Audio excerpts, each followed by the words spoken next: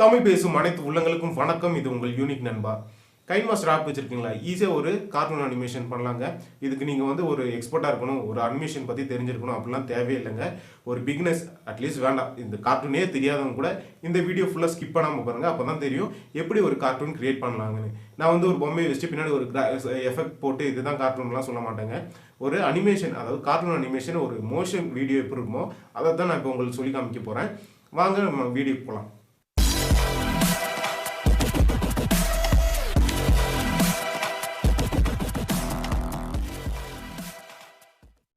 என்னோட ஃபோனு என்னோட ஃபோட்டோ தான் இருக்குது. அதில் வந்து கைன்மாஸ்டர் கிளிக் பண்ணுறேன். ஏன்னு சொன்னீங்கன்னா அதை நான் எங்கேயாவது எடுத்து போட்டேன் நீங்கள் சொல்லக்கூடாது.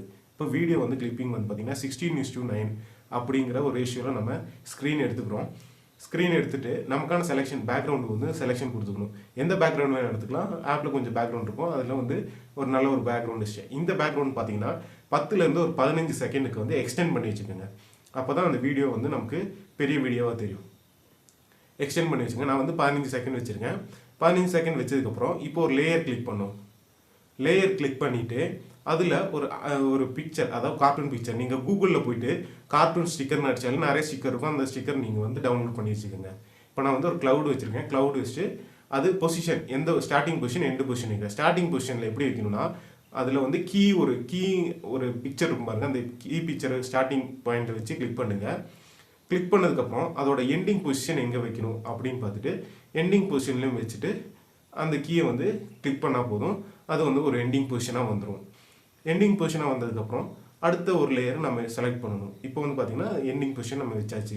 இங்கேருந்து இங்கே மோஷன் ஆகுது, அது மூவ்மெண்ட்டில் இருக்கும். இப்போ அடுத்த ஒரு பிக்சர் வைக்கிறோம். அதுக்கும் நம்ம லேயர் போகிறோம். லேயர் போயிட்டு நான் கொஞ்சம் டவுன்லோட் பண்ணி வச்சுருக்கேன்.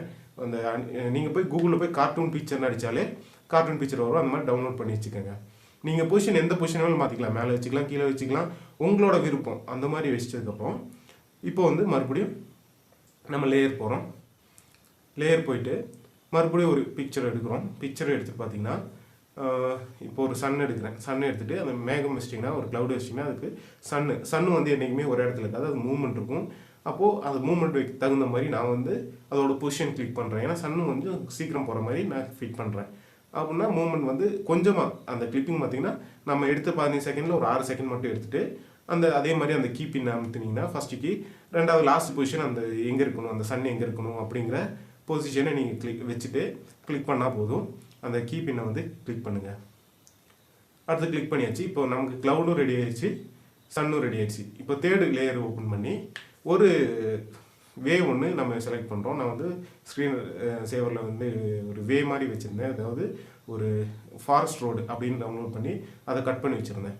இப்போ அந்த ஃபாரஸ்ட் ரோடை கொஞ்சம் எக்ஸ்டெண்ட் பண்ணுறோம். எக்ஸ்டெண்ட் பண்ணுறது பார்த்தீங்கன்னா நீங்கள் கரெக்டாக அழகாக வைக்கணும். ஏன்னா ஒரு ஃபாரஸ்ட் ரோடுன்னு பார்த்தீங்கன்னா ஒரு சைடு கிராஸாக இருக்கும், ஒரு சைடு மண் ரோடு போகிற மாதிரி இருக்கும். அப்போது அது கிளியராக இருக்கிற மாதிரி நீங்கள் வச்சுக்கணும். அரேஞ்ச்மெண்ட் பண்ணுறது பார்த்தீங்கன்னா என்றைக்குமே பெருசாக வைக்காதீங்க. பெருசாக வச்சிங்கன்னா ஸ்க்ரீன் ஃபுல்லாக கவர் ஆகிரும்.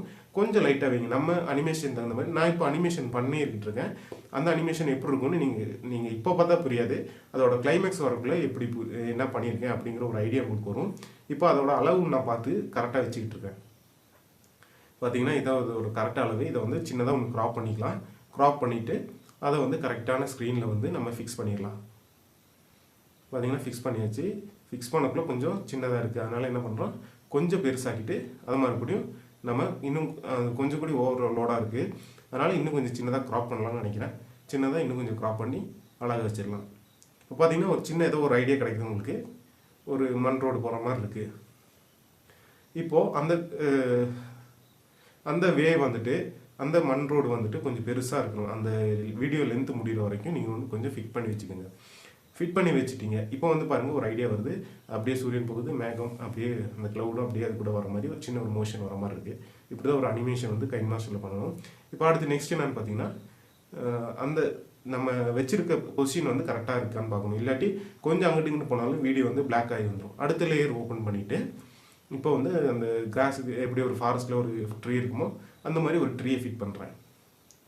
அதே மாதிரி ஸ்டார்டிங் பாயிண்ட் எங்கே வைக்கிறீங்க, அந்த ட்ரீ எங்கே இருக்கணுமோ அந்த ஸ்டார்டிங் பாயிண்டில் அந்த ட்ரீ அதோட சைஸுக்கு தகுந்த மாதிரி அழகாக வைக்கணும்.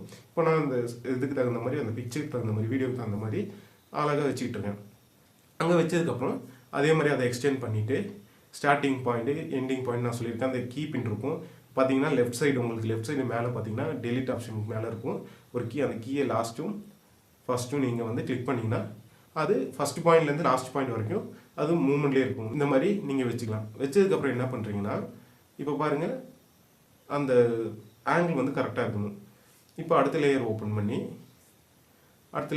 பண்ணி ஒரு க்ரீன் ஸ்க்ரீன் அனிமேஷன் வைக்கிறேன். க்ரீன் ஸ்க்ரீன் அனிமேஷனாக நீங்கள் வீடியோஸாகவும் இருக்கும், அனிமேஷனாகவும் இருக்கும். நீங்கள் எல்லாமே கூகுள்லேயே நீங்கள் எடுத்துக்கலாம். இந்த மாதிரி எடுத்துகிட்டு அதை குரோமோ கீ அப்படின்னு சொல்லுவாங்க. ஒரு ஆப்ஷன் குரோமோ கீனா அந்த க்ரீன் ஸ்க்ரீன் வந்து போயிடும். அந்த க்ரீன் ஸ்க்ரீனுக்கு முன்னாடி என்ன ஒரு ப்ராஜெக்ட் இருக்கோ அந்த ப்ராஜெக்ட் வந்து நமக்கு விசிபிளாக இருக்கும். இப்போ குரோமோ ஸ்க்ரீன் எனேபிள் பண்ணிங்கன்னா அந்த டைகர் மட்டும் அப்படியே வர மாதிரி இருக்கும். அந்த டைகர் மட்டும் அங்கே நிற்கிற மாதிரி இருக்கும்.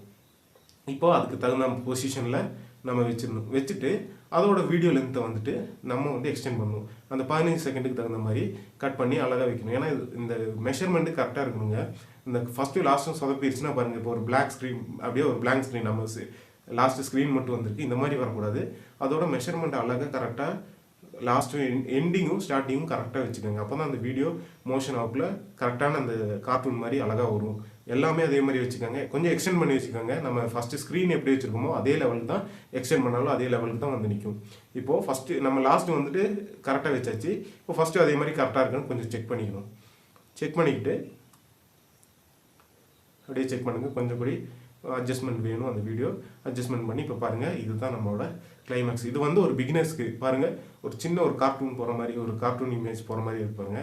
இது வந்து ஒரு தெரியாதவங்க எப்படின்னா ஒரு அனிமேஷனே தெரியாமல் இருக்கிறவங்களுக்கு ஒரு சின்ன ஒரு எக்ஸாம்பிள் தான் நான் கொடுத்தேன். பாருங்கள், ஒரு டைகர் நடந்து போகிற மாதிரி இருக்குது. பின்னாடி ஒரு அதோட பேக்ரவுண்ட் மூவ்மெண்ட் ஆகிற மாதிரி இருக்குது.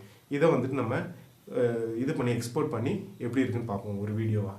இப்போ பார்த்தீங்கன்னா இதோட நம்ம இங்கே ப்ராஜெக்ட் வந்திருக்கு. உங்களுக்கு ஒரு 15 செகண்டுக்கு எப்படி பண்ணுறதுன்னு உங்களுக்கு காமிச்சு கொடுத்தேன். பாருங்கள், ஒரு சின்ன ஒரு மோஷன் அனிமேஷன் மாதிரி இருக்குது. இந்த மாதிரி ஒரு டிஸ்கஸ் பண்ணுறதா இருக்கட்டும், ஒரு குரூப்பாக இருக்கட்டும், எப்படி வேணாலும் நம்ம அழகாக பண்ணலாங்க. என்ன நம்ம வீடியோ ஃபுல்லாக பார்த்துருப்பீங்க. ஒரு அனிமேஷனே தெரியாமல் ஒரு கைன்மாஸ்டர் ஒரு சின்ன ஆப் மூலியமாக வச்சு ஒரு அனிமேஷன் கிரியேட் பண்ணலாம். இது ஜஸ்ட் ஃபார் எக்ஸாம்பிள், ஒரு சின்ன எக்ஸாம்பிள் உங்களுக்கு கொடுத்தேன். இதே மாதிரி உங்களுக்கு நிறைய வீடியோ வேணும், எந்த மாதிரி பண்ணணும், ஒரு லெட்டர்ஸ் வரதா இருந்தாலும் சரி, ஒரு கிராஃபிக்ஸ், ஒரு கான்வர்சேஷனாக இருந்தாலும் சரி, எந்த மாதிரி கிராஃபிக்ஸ் இருந்தாலும் இந்த கைன்மாஸ்டரில் நீங்கள் பண்ணலாம். அந்த மாதிரி உங்களுக்கு வீடியோ வேணும்னா நம்ம கமெண்ட் செக்ஷனில் எந்த மாதிரி வீடியோ வேணும்னு கமெண்ட் பண்ணுங்கள். நண்பா, இந்த வீடியோ உங்களுக்கு பிடிச்சிருந்தால் லைக் பண்ணுங்கள், கமெண்ட் பண்ணுங்கள். உங்கள் கருத்தை எதுவாக இருந்தாலும் நம்ம கமெண்ட் செக்ஷனில் கமெண்ட் பண்ணுங்கள். இப்போ தான் நம்ம சேனலை ஃபஸ்ட் டைம் பார்க்குறதா இருந்தால் மறக்காமல் சப்ஸ்கிரைப் பண்ணிடுங்க. அது பக்கத்தில் இருக்க பெல் ஐக்கானையும் கிளிக் பண்ணிடுங்க. இது உங்கள் யூனிக் நண்பா. நான் உங்கள் தினேஷ்.